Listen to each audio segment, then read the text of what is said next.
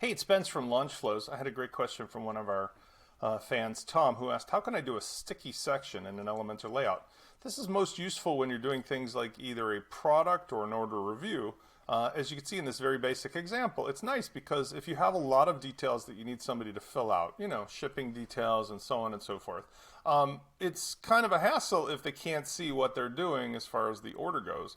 This is also good if you have a menu of products that you want to have somebody buy. So for example, if I'm using the order bump or the variations, I might put the items for people to order in here so they can always change their mind or adjust things. So in this case, you'll notice what's happening is that the sticky item is floating up until it hits the top and then it stops. This is a really easy effect to do. Now, in order to do this, you have to use it with a section inside of one of your columns. Here I've got a basic 2-column layout. I just put a section in place with Elementor and I divided it up into a left and right column. You can make the width any way you want, but I do 50 and 50. All right. I could easily drag it and do 60-40. Next, I use the intersection widget of Elementor, and I'll just kind of recreate what I did here. By the way, I want to show you something too. If you find it's difficult to drag stuff, use the navigator tool. I find that this is super easy. So with the navigator tool, you can literally select which column you're in, and then let's say if you scroll to it and you want to drag the intersection, you can just drag it into this thing. It also makes it easier after the fact to select items.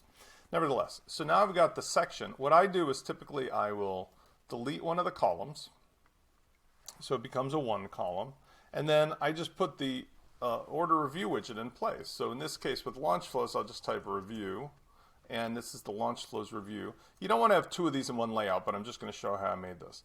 Next is I styled it by clicking on the section, and I went to advanced, and then border.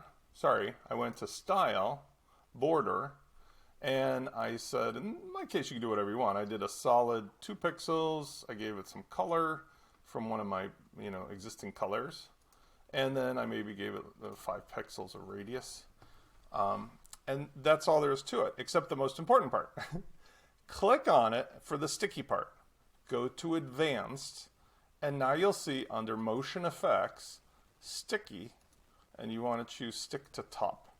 I also probably want to get rid of mobile, because when this is in mobile view, it's all 1 column. There's not 2 columns. So if you have desktop and tablet with 2 columns, allow it to exist there. You can also do an offset. That's an offset from the top, which I do recommend. You can offset a certain number of pixels, and that allows you to essentially have some gap at the top so that it doesn't necessarily bump up against the top header. You can do other animations and stuff. I'm not going to do that. And that's all there is to it. And that's how I set this one up. So I'll delete this and show you one more time.